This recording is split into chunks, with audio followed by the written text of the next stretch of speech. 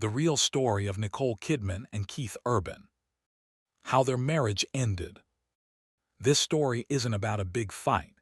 It's about two people who loved each other but slowly grew apart. Nicole Kidman and Keith Urban were a famous couple. Everyone thought they were perfect together. But like many marriages, theirs had problems that no one could see. The beginning. Nicole was already a big movie star when she met Keith.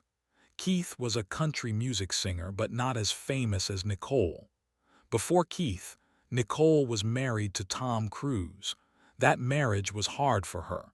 She felt controlled and unhappy. When Nicole decided to marry Keith, she wanted to be careful. She made a special paper called a prenup. This paper said how money would be split if they ever got divorced.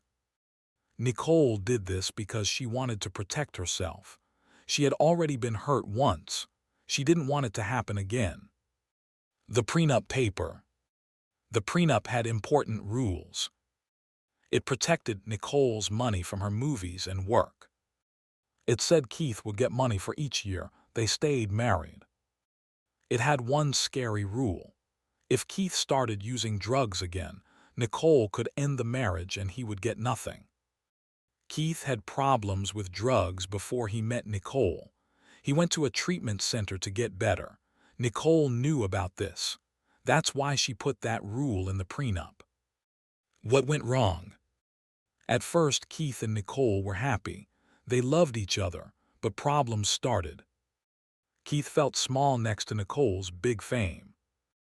Nicole was always busy making movies. Keith was always traveling for his music shows. They stopped spending time together. They felt lonely even when they were together. Keith always worried he wasn't good enough for Nicole. Nicole worried that Keith would leave her like her first husband did. Keith's struggle. Keith worked really hard on his music. He became more famous. But the more famous he got, the more he traveled. He was away from home a lot. Nicole felt alone. Even though she was successful, she missed having Keith at home. Keith felt bad too. He loved Nicole, but he felt like he could never be as important as she was. This made him sad inside. The rehab moment. Early in their marriage, Keith started using drugs again.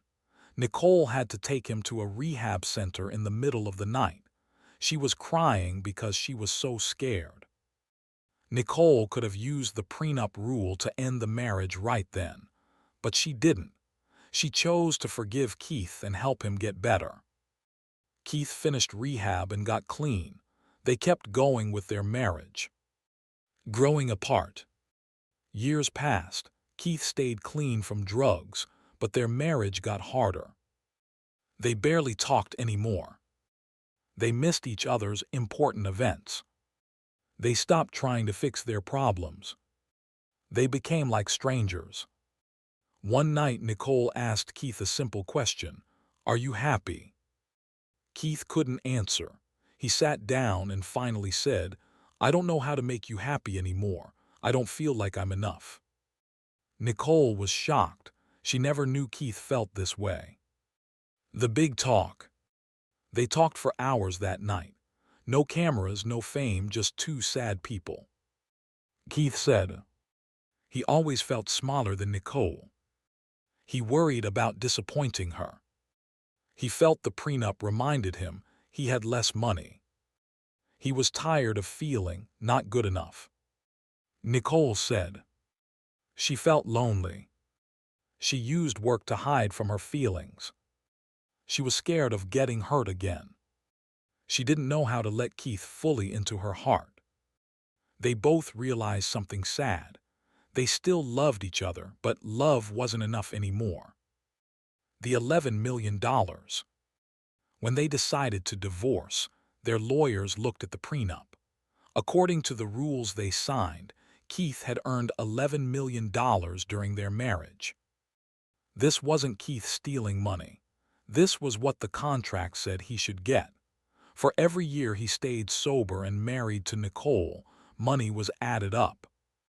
Nicole told her lawyers, "Give him what he deserves." She didn't fight it. She didn't try to pay less.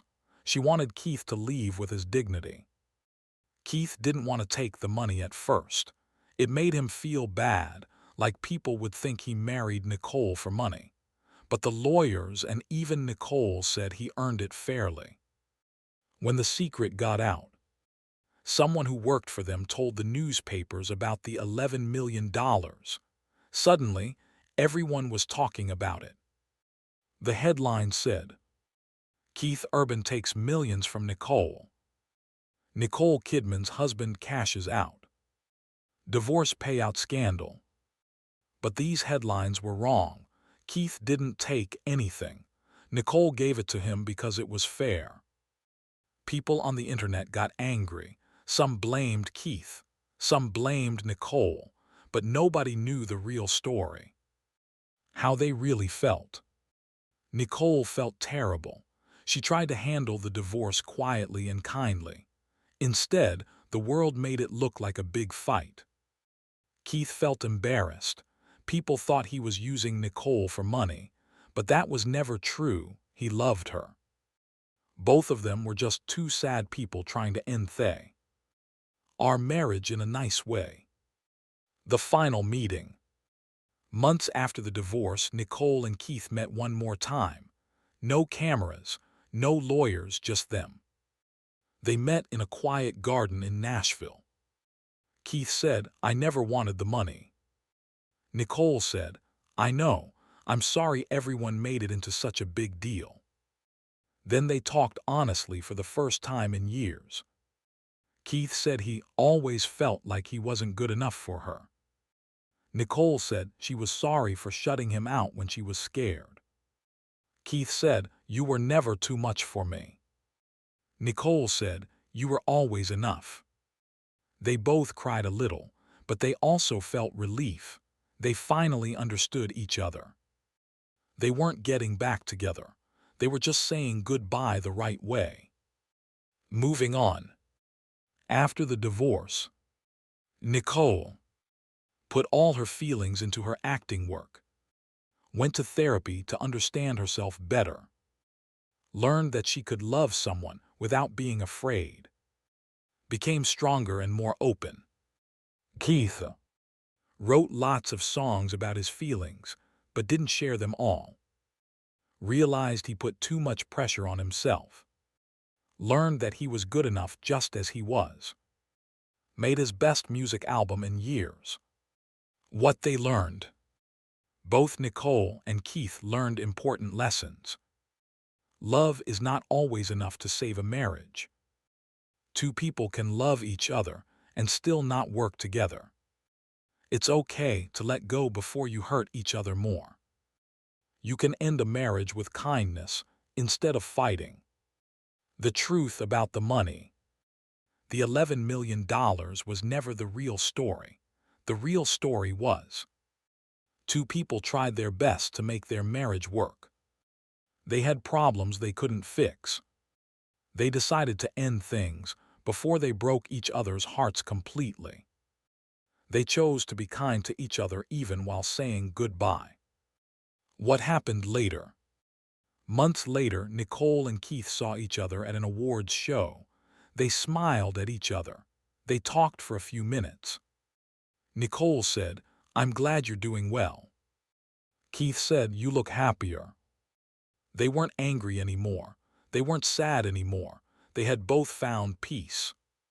Photographers took pictures and people started new rumors. Are they getting back together? But no, they weren't.